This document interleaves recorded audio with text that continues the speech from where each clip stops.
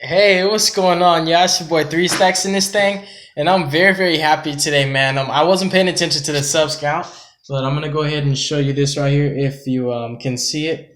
My girl made that for me. It's kind of messed up, but it's basically a celebratory thing. Team King of Games, we made our 5K sub count goal. And I'm very happy. I'm celebrating right now because that's something that I wanted to do for my first year as a YouTuber, and I just double checked. I'm at almost 51 subs.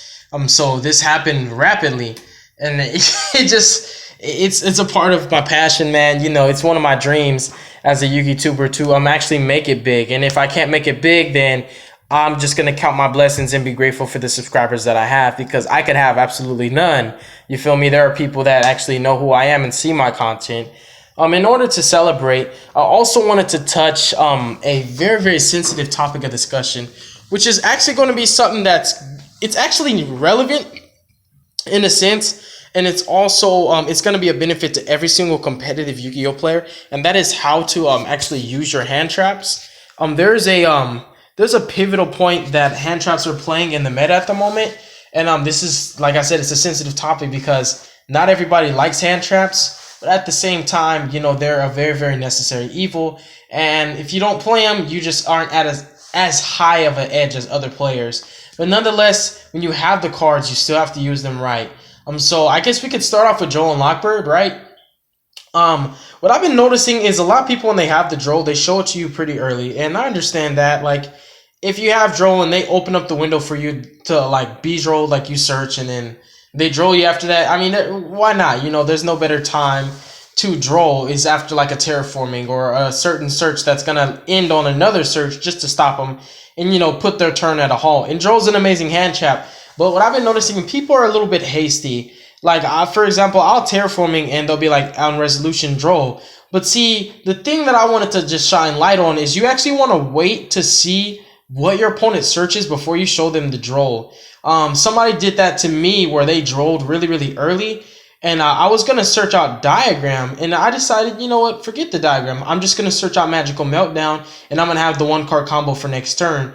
And then there's also certain things like in the Pendulum Magician matchup when they play Duelist Alliance, and you know, these cats, I don't understand why they're doing it, but they're like on resolution droll. If you wait to see the card that they search, that's when you can show them the droll. Because sometimes when you drop the droll a tad bit early, and I'm not saying every single person does this, that's not true. Not everybody does this with the droll. If you do it early though, smart Pendulum Magician player is just going to search Time Pendulum Graph. They're like, if I can't search anymore, then I'm just going to grab this trap, and you're just going to have to deal with it on your own.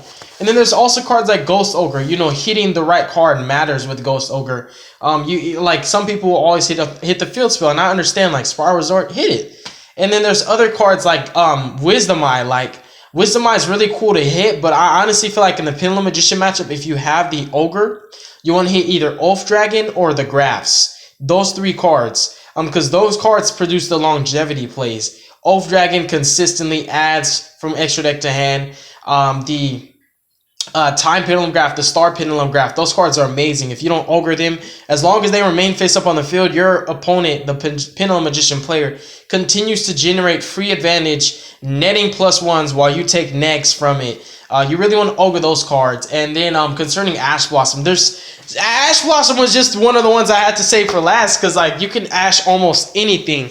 And that's the funny thing about it, that Ash is kind of easy to bait. On the flip side, Gamma does exist for every single hand trap that we just named, but Gamma's going to be saved for last in the discussion. But pretty much with the Ash Blossom, I feel like holding your Ash is more important than revealing it too early, because it's not a matter of concealment, but it's simply that Ash is a trump card. It is a hard once per turn for a reason, and the longer you can hold onto it without being basically not necessarily a burden on you, but if it's like you need to Ash, you need to Ash. But if there's something that you see and you feel like you can Ash it, but you don't have to, I recommend just keep your Ash. You'd be surprised, you know, what cards you can hit mid to late game, and it just it shifts the tide of the game in your favor. Like the Ash Blossom, I've done this at times, like where I Ash Blossomed, you know, the Terraforming, like in the Spiral matchup, you know, we're in grind game. I could have Ash Blossomed his Spiral Resort to begin with, and I ended up picking it off with my Masterpiece, and I dealt with his board promptly. Mechabun negated the sleeper, and it was all fine and dandy. And then the Ash Blossom could have been used on a Spiral Resort to begin with, and I chose not to. And I also, this was me going second, so I already had the Gamma in my hand for his Spiral Double Helix, but he still summoned Sleeper. And I thought to myself, wow, if I didn't hold this Ash, I wouldn't have been able to stop the terraforming. Because in my mind, all he has to really do is just terraforming for Spiral Resort, and he can come back off of that. Because he hadn't used Quick Fix yet, and I'm like, yeah, and I'm like, if he normal summons Quick Fix and searches Big Red and summons back Helix and calls it right, this game could have been over, but Ashing the terraforming was incredible. That's just an example of, you know, holding the hand traps for the right opportune moment. I'm not telling you to be like super duper gradual with your hand traps, but I feel like they should be pivotal. Like you have to use them when the time's right. When it's like, look here, if I don't use it now, I probably won't get a better opportunity. That's a great example to word it. And you know, like outside of Ash, because you know Ash can hit so much, and you just gotta be careful. Don't let people bait you. Like more than often, you can tell when someone's baiting you, because naturally you are supposed to ask your opponent if they have a response on resolution of your cards. But when someone's egging you on like anything, resolution, anything, it's almost in like a different language. They're saying, I have Gamma, I have Gamma, I have Gamma. Are you going to trigger my Gamma? I'm trying to force my Gamma through. It's like, you just have to ash at the right time. So also, I want to also touch that other matter where when you activate your hand traps, if you're able to hold them until your opponent normal summons, that's really, really smart because you're no longer susceptible to Gamma. When you Ash, Ogre, or Droll on a terraforming, a field spell, or a search that leaves your opponent's field open, it's very important that you have to keep in mind, if they have Gamma, they've got you right there. So what I've been doing, I've been holding my hand traps until they control a monster. Like, I'll Ash when they have Super Agent. I'll Ash when they have Joker on field, because I know that they can no longer Gamma my Ash, which is very, very important. So like I said, hold them. And then concerning Gamma, Gamma is the only hand trap minus Joel and Lockbird that is not a hard once per turn effect. Maxi is Maxi. I guess we could touch on that last as well, but Gamma is just such an amazing hand trap to me because he's not only a hand trap, he's just an out to so many different problems. He's just amazing card because his follow-up is actually Cypher and Little Mega, which pretty much rapes your hand. It puts you at a -2 and you continue with your combo, and basically your board is that much better because there's 2 less cards that you don't have to deal with whatsoever. And that's why I feel like Gamma is really, really amazing. He's the best hand trap to me. You can Gamma Ash, Ash can hit Gamma. You know, those are the 2 hand traps that can go back and forth, but I feel like you're in a very, very advantageous position if you play your searchers before you normal summon. Of course, any smart man would not normal first. If they have Gamma in hand and we have a way to bait out the hand traps, we're going to terraforming, we're going to diagram. Like, I love to use diagram for a bait for Gamma to try to force my Gamma through, because I know if I play diagram, they're going to hit it. Stuff like that. There's a lot of ways to force your own Gamma through. It's an amazing card. It's a good going second card. But just keep in mind that if you Gamma your opponent and they control no monsters, like, for example, when you're going first and you play a field spell and they chain Ash or Ogre and you chain Gamma, keep in mind when you're doing that they can also Gamma you back. So it's like, it's really, really difficult sometimes to know when to play the right card. But I feel like if you have Ash and Gamma, like, you're good, because you can Gamma them and they're going to try to Gamma you back, and you can Ash their Gamma, and it's game over at that point. Like, there's a lot of ways to battle with the hand traps, but I definitely want to say, long story short, play your hand traps right, play them smart, don't be hasty. It says from deck to grave. It adds from deck to hand. Ash. Like, don't be that person that just plays it just because you see a card that can be used against. Be smart with it. If it's not gonna harm you, what's the point of stopping it? If it's not gonna get your opponent anywhere, if it's not gonna hurt you, don't let them bait you with the desires. Like, there's just certain decks like I said, Pendulum Magicians, you know, Trick Stars.